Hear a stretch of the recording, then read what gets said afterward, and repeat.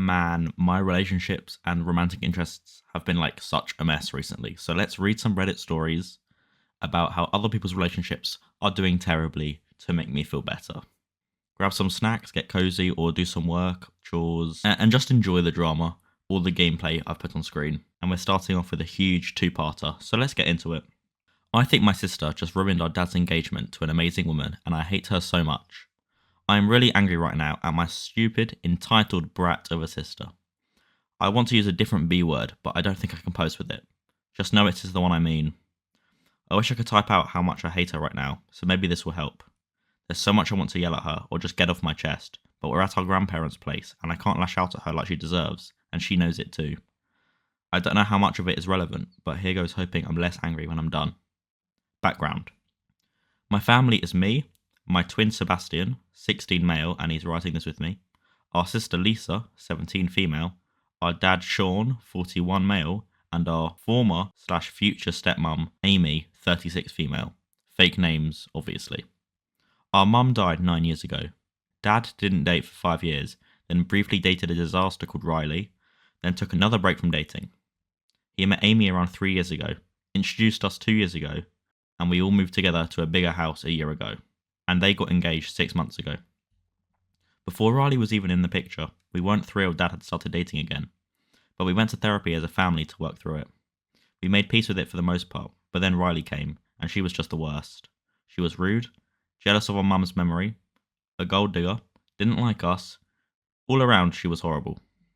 The three of us kind of made an agreement that we would not allow anyone to erase our mum. We would never allow anyone to adopt us, and we would be polite but keep our distance from whoever Dad dated. It felt like we were honouring mum that way, without stopping our dad from moving on. We also started calling the three of us, plus Dad, the core four.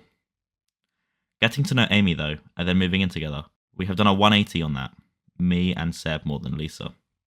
Amy is just a good person. She is crazy smart and nerdy, has like 3 degrees, 1 in psychology which explains a lot, and we all play D&D together. She is successful, artistic, athletic, deadpan hilarious. She has an energy like when we're around family, and they're all loud and crazy. She talks and people just shut up and listen. Don't know how best to describe that. Like she is wise, kind and patient, but also an absolute Sigma BAB. What the hell does that mean? She is cool to hang out with, and she loves our dad.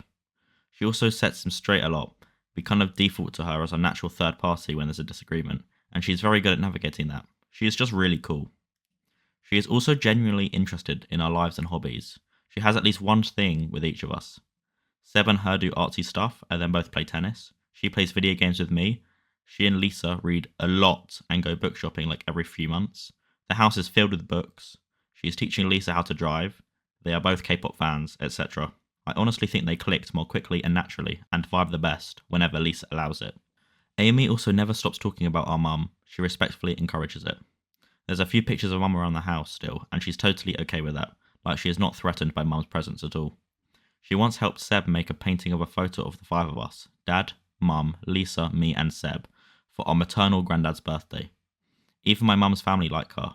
My aunt, mum's sister, and her have become good friends. She asked them and Dad about mum. We mentioned something we all used to do, and we found out a few months ago she also lost her dad when she was 12. I think that settled a lot of things for Lisa, who I know sometimes uses our mum to try and spite Amy, though again, Amy would either kill her with kindness or just move on. Dad loves Amy, and she makes him happy. Like she is his balance in a way. They go so well together. Our dad is awesome, patient, smart, strict but kind, goofy sometimes. He has his own hang-ups, but he is slow to anger and always open to discuss anything with us. He doesn't yell at us, much, but he is supportive and overall has been a great dad. She and Dad made it very clear she has absolutely no intention of replacing Mum, that she's a person of authority in the household without being a parent, that she's open to whatever relationship we want to have with her and it's a two-way street. She has never demanded or pushed for anything other than basic human-to-human respect and kindness. Why Lisa sucks. While we are doing really well and getting along great, Lisa sometimes gets whiplash and randomly regresses to Riley time, especially after Amy and her spend time together having fun. It's like she's trying to rile Amy up to justify why she thinks Dad dating is a bad idea. She snaps at random stuff just to bump heads, only it's not working very well because Amy is just not bumping. She isn't engaging Lisa when she's like this. She'll maybe set a boundary like, I will not engage with you when you act like this. and after that is completely uninterested in Lisa's outbursts and lets our dad handle it. I don't feel like it's out of spite though. Best I can describe it is Amy living her life, legit happily and willingly making offers and openings to all of us, Lisa included, without making a big deal out of it. When Lisa doesn't participate or says something snarky or downright rude, Amy just shrugs and goes on with her life. If we ask her if she's upset or angry at Lisa for lashing out, she says she understands how Lisa must be feeling, that everyone is allowed to tantrum once in a while, and that she knows Lisa is a good girl and she will come round on her own. And true enough, when Lisa then comes down and apologises, with or without Dad's mediation, again, Amy doesn't make a big deal out of it and they pick up where they left up. For example, we were having dinner and Lisa was arguing with her dad and said she didn't want what Amy cooked because it smelled disgusting and started insulting Amy's country where the dish was from, even though she usually loves it. Amy just said, "Suit yourself," like she could not even care less, served the rest of us and sat down and started eating and talking to Seb and I. Dad took Lisa to talk, and after they came back, he asked Amy if it would be okay for Lisa to still sit and eat with us. Amy said sure and continued chatting. Lisa apologised for her comments without Dad prompting her, and Amy just smiled, said thank you, and kept talking to Seb like nothing happened. When the conversation naturally drifted to something related to Lisa, Amy just spoke to her normally. The issue is, the very few times Amy does respond in kind, when she's tired or has enough, nothing we say gets to her, like she stops caring. Like she suddenly gets quiet and throws something back at you, and you just never expect it, because overwhelmingly, she is the calm and mature one when there's an issue. Seb calls this the Sabber, sneak attack by Amy. If I could pick one flaw of Amy, that would be it. She is just brutal sometimes when she's had enough, or something bad happens at work, and it just comes out of left field. She destroys you and doesn't even blink. It is immensely enjoyable to witness when she goes Sabber on our behalf, but not so much when we trigger it. To clarify, Amy is like ridiculously patient 99% of the time and incredibly effective in managing conflict. She can also recognise when she's close to the line, so she either steps away or warns us, and we usually understand and back off, and then she follows up on her own and says thank you for waiting to talk. If she goes too low when sabbering, she always apologises and makes amends. We are quite good at communicating as a family for the most part, thanks to her mostly, but once in a while when we push and Amy goes there, it's not good. Sometimes it's just snark, like once I told her, "fuck you," mid-fight, Amy just shrugged and said, "Your father does that enough, I'll let him know he has your blessing." That's crazy. Seb was yelling about mispractice, his fault. She yawned mid-sentence and got up. He was like, "What the fuck, where are you going?" And she was like, "I'm not interested in a baby throwing a tantrum." It is worse with Lisa because Lisa goes personal when she's angry. But when the Sabber line is crossed, Amy just doesn't care. Lisa once asked, "How does it feel to know you probably wouldn't be here if our mum was still alive?" Amy thought about it and said, "I would probably be living my best life in the Bahamas with a rich European prince and no brats to bust my balls, so much better." Another time Amy was having a pregnancy scare, and Lisa said something like, "You will never have children of your own," and Amy just said, "I hope not. I like my pussy tight," and so, what the hell? And so does your dad, what? It always shocks us when she goes Sabber because she is usually kind, considerate, and patient. The core four have discussed all of this in therapy, and Lisa acknowledges she's just scared and angry at the idea of Amy replacing Mum, though we all point out how uninterested Amy is in that role. I personally don't feel like she would ever replace Mum, and we joke sometimes about calling each other mother/son. When Lisa acts out, there are always consequences from Dad. Things are discussed in therapy, and for a while everything is calm again. The therapist suggested we add Amy to our sessions once in a while, but Lisa is not open to that yet. Dad is also bringing up more often whether Lisa should get individual therapy, but she doesn't want to. Legit, Lisa and Amy get along so well when Lisa isn't behaving like this. What happened yesterday? Yesterday, the three of us, Seb, I and Lisa, spent time with our grandparents and cousins, helped them with the snow, then grabbed dinner, and came home late. Dad and Amy were talking about wedding stuff in the kitchen, and we overheard Dad discussing adoption very loosely, like if Amy would ever be up for it if we wanted to at some point as adults. Lisa immediately lost it, burst in and started screaming at him about Mum, that she hates him and that he is only thinking with his dick. Then turned to Amy, started insulting her, wished her dead, and said, "I will never want a cunt like you to be my mum." Amy just very calmly said, "What makes you think I would ever choose you to be my daughter?" That one hurt Lisa, like we could see the physical recoil. Dad took her up to her room, and they talked for a long time. There were raised voices, then Lisa was crying, but couldn't tell what was being said. Amy stayed down, talking to us, clarifying the adoption conversation was entirely hypothetical. We asked her more questions. She was responding slowly and quietly. She didn't answer us when we were asked about wedding prep or how she was feeling. She was shaking and trying to keep it together. I've never seen her like this. We were quiet for a bit, then Seb told her it was a very low blow. She smiled sadly and just said, maybe so. When Dad came down, Amy got up in slow motion, put on her coat, gathered some stuff, and was out the door in like 2 minutes. Dad was almost crying, trying to get her to stay and talk. It was late, snowing. She was whispering, not tonight. I have to leave. Be there for your sons, I'm sorry. Over and over, and she started crying, and she got in her car and left. We sat down with Dad, and he was a mess. He let us know Lisa would be getting individual therapy on top of family therapy, and it was non-negotiable. He asked us if we felt we needed individual therapy as well. Seb said no. I said I'm not sure right now. And we tried to talk a little bit about what happened. He asked how we were feeling, but he was a wreck, and then started tearing up. So we just hugged him, and he cried so hard. He cried so much. I have not seen my dad cry so hard since Mum died. He kept telling us it's okay, and he didn't want us to worry. But he was just crying, and I had no words.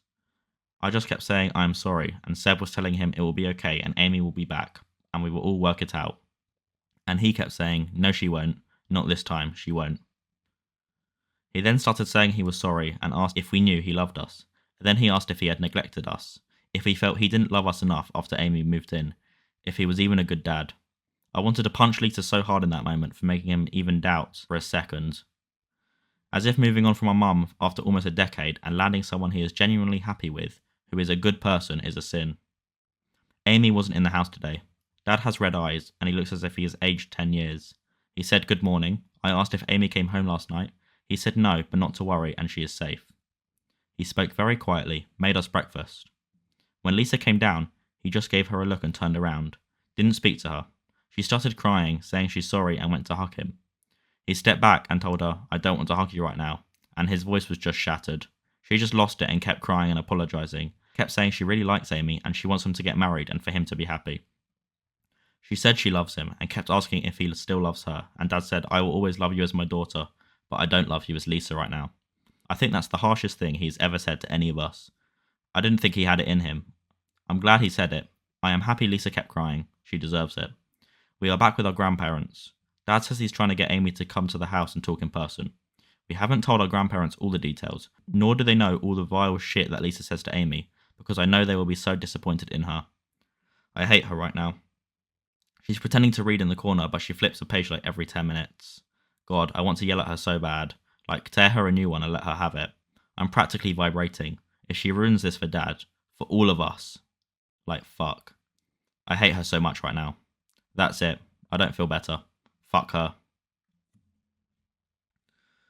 So that's the first one. My thoughts so far is,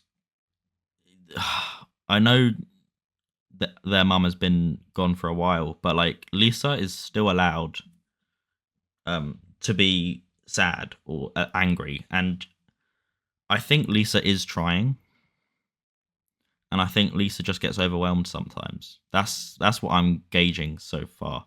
I think this is overly hating on Lisa, but I can see it from their perspective as well.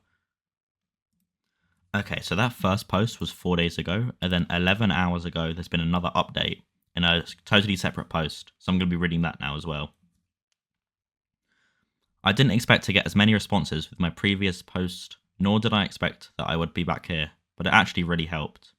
I don't have too big of an update yet, but a few things are happening. Not all of them are positive, but I guess at least there is sort of a plan. This is a little rushed. I'm sorry if it isn't formatted well. It was brutal reading so many comments speaking so bad about Lisa. Like, I know I said I hated her, and I did in the moment, still do for a lot of this, but she's my sister and I do love her as well. I think seeing so many people angry at her made me very angry and defending her. Seb as well, but I'm writing this alone, so. A few people were telling us to give her some grace, and I really tried, but I was not in any place to even look at her. Seb did talk to her though. I was present, but I didn't want to engage. I was mostly there for him. It went like, we're very angry at you, but you're still a sister and we love you, and Dad too, etc. But you have to stop thinking you can do or say whatever you like, and we'll still like you just the same and will always be around. She was saying that family is forever and sticks by everything, together, no matter what happens. They don't just up and leave. And then he told her that's not true. It's actually kind of crazy stupid to think your family will just put up with you no matter what you do. She was like, you're supposed to stick together against the shit that comes our way, and he got angry at that and told her she is the one bringing the shit in the way. And no matter the family relationship, we won't stick together with an intentional shit stirrer. So unless there's something else going on, right now, she is the one who is in the wrong, so either fess up or fix yourself. I brought up an aunt we have, Dad's first cousin, who is not part of the family anymore because she was a major gossip and she lied all the time, and nobody likes her, nobody invites her around, her siblings don't talk to her, don't have her over, because sure they are family, but she was always bringing shit and drama into our lives, so she was pushed aside. And we were like, don't be the person we have to push aside. But if there's something going on with Amy that we don't know, you have to tell us. She was saying there isn't anything that would make sense right now. We kind of discussed Sabbath and the core four, and truly we didn't see some of yours point on Amy being offensive or a creep, because a lot of people called us out, me and Seb, on being horrible to her as well, fueling the fire, and well, that was a slap. And we kind of shut up about it because it was like, sure, being told your dad fucks me is fucked up, but you were all like, we should never have said fuck you to her in the first place. And then me, Seb and Lisa realised we have said it at least twice, so she heard it 6 times at least. And she kept talking to us about it, and we kept using it until that reply of hers. And well, it worked because we haven't said it again. So yeah, sad that we sort of have that knowledge/image in our heads now. But also sad that it's come to internet strangers for us to realise it worked. It was really humbling for me and Seb to realise, sure, this time Lisa was the one that crossed the line, and usually it is her that destroys the boundaries, but the two of us hasn't exactly been great at her either. I admit, I cried a lot reading some of the comments, like hard crying, because you are very real on how shitty I've been to Amy, not just Lisa. Like I didn't realise it. I think it was just sometimes how we fight with dad and cousins, and it hadn't registered how much it had must been for Amy, who was always in the mediator/peacekeeping position. We went to family therapy on Tuesday, and found out a few things about Dad and Amy. They had actually known each other for a few months before they started dating, so they met close to 4 years ago via common friends. Dad's situation with Riley was discussed at some point, and he liked Amy's perspective and approach, so they started hanging out, and then 6 months after that they started dating. They'd been going to therapy together right before she was introduced to us. Every Thursday with her, every Tuesday with us. It was Amy's suggestion to help her navigate meeting us.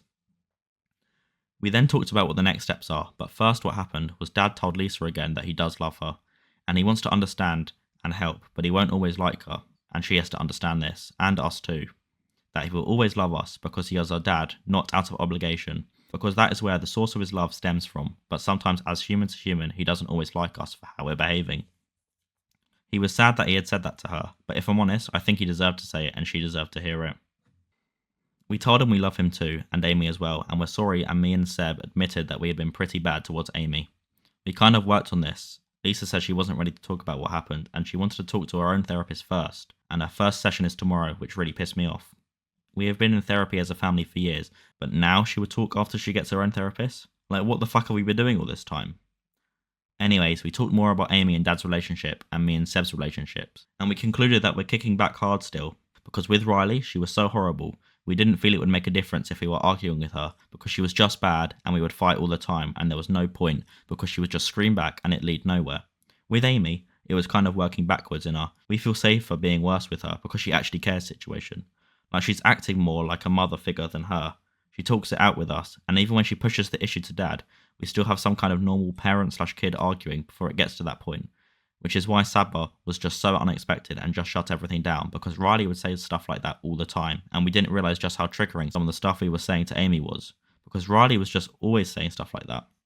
So I'm not sure exactly what that means yet, still processing it, but we apologise to Dad for also being problematic, not just Lisa. Lisa's is just more explosive, and she did apologise as well. We talked about the next steps right now, which is a bit complicated. Dad and Amy are both on the lease for the house, but not only is she paying more than him, like 60-40, but our landlords are close to Amy, so if it came to it, which Dad assured us they are not broken up yet, we would be the ones that would have to move.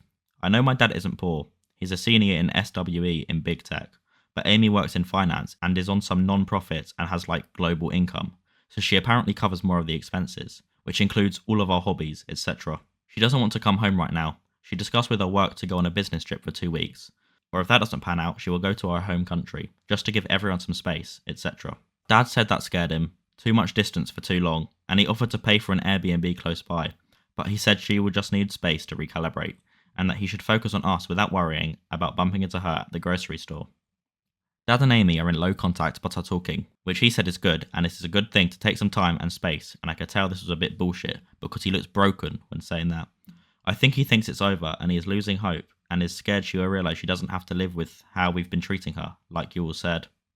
He said she isn't someone that takes disrespect lightly, which I then told him she is the absolute queen of dealing with disrespect, given how she was being so patient and kind and careful with us. And he seemed to agree, but I think there's something else going on there, but he wouldn't say. Anyway, she will travel for a bit. She did tell him to tell us that she loves us and she is sorry she is leaving like this.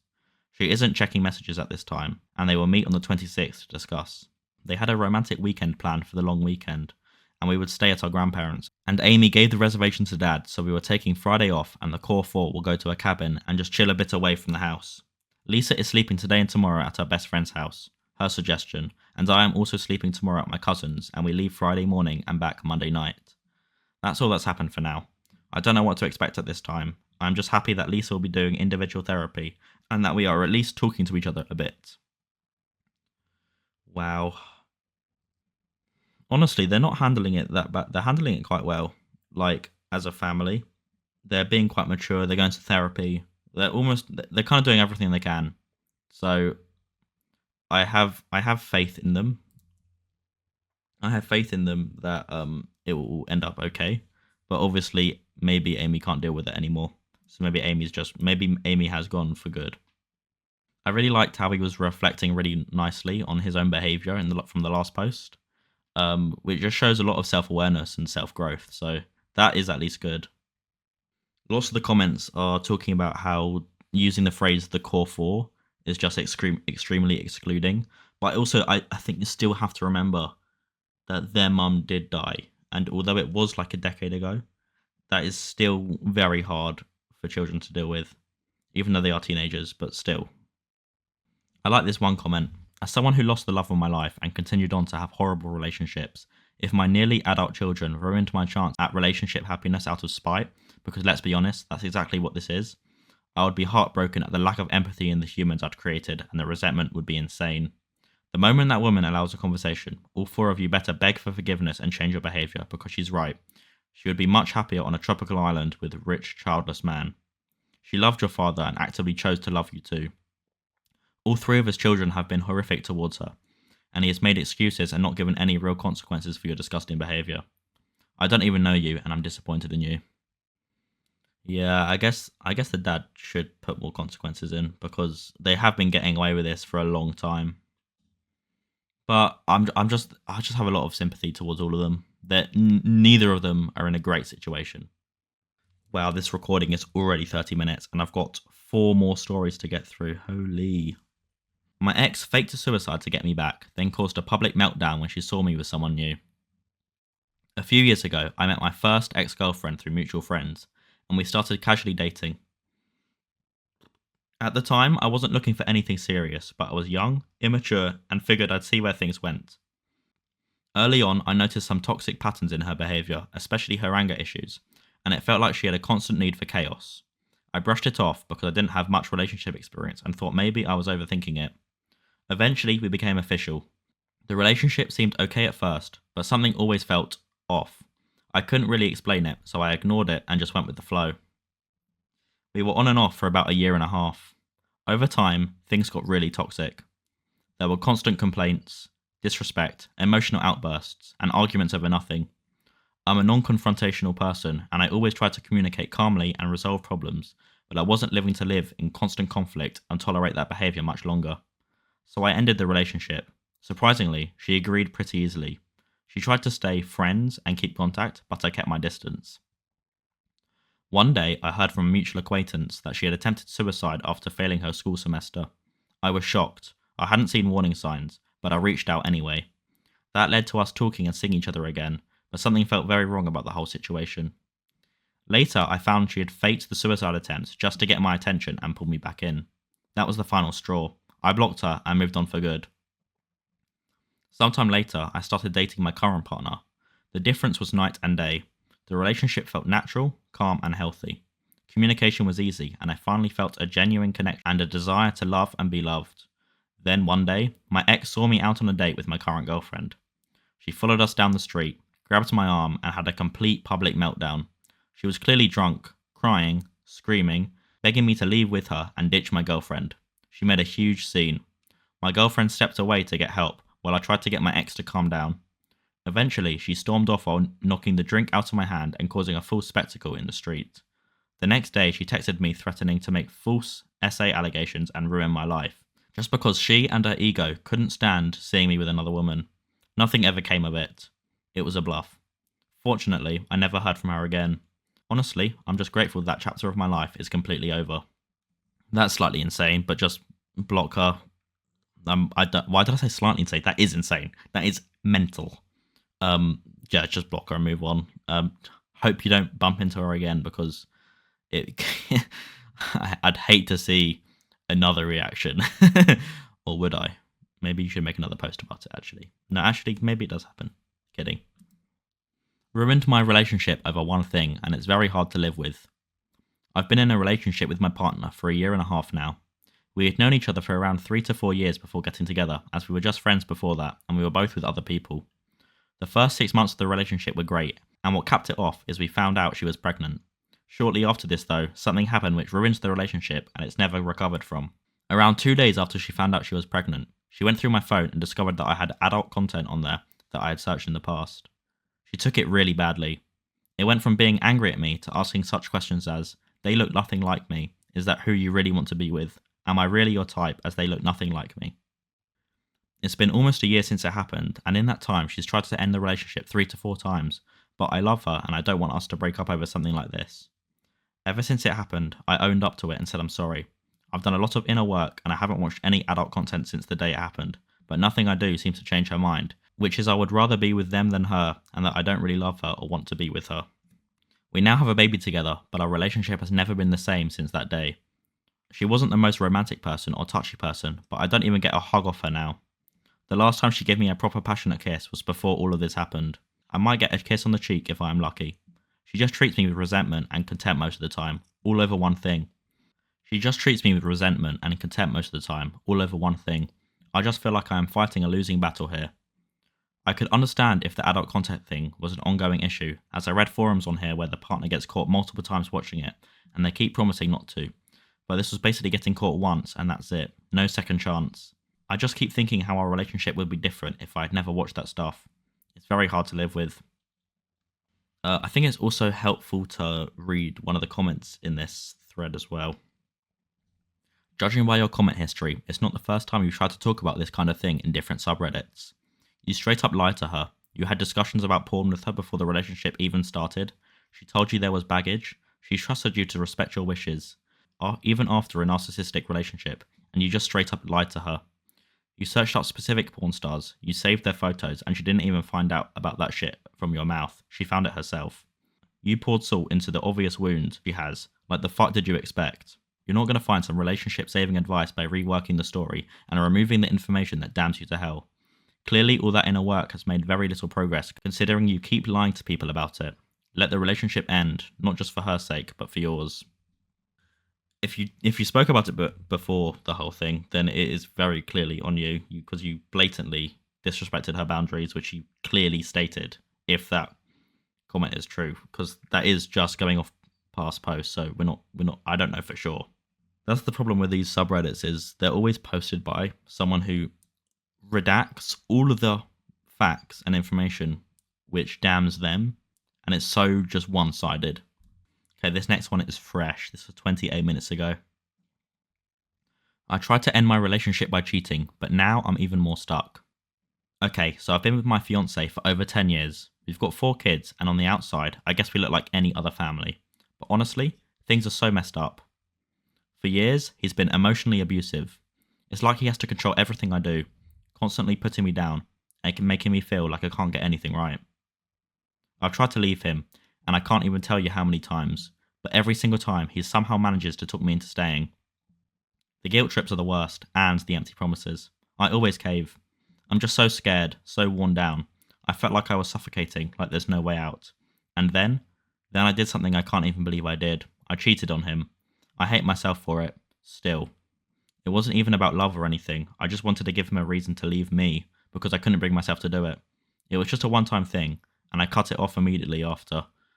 I didn't feel any better afterwards, just dirty and so ashamed. But what really broke me was that through all this, I just started talking to my ex again. One from years and years ago. It started so simply, just talking, But he was so kind, so gentle.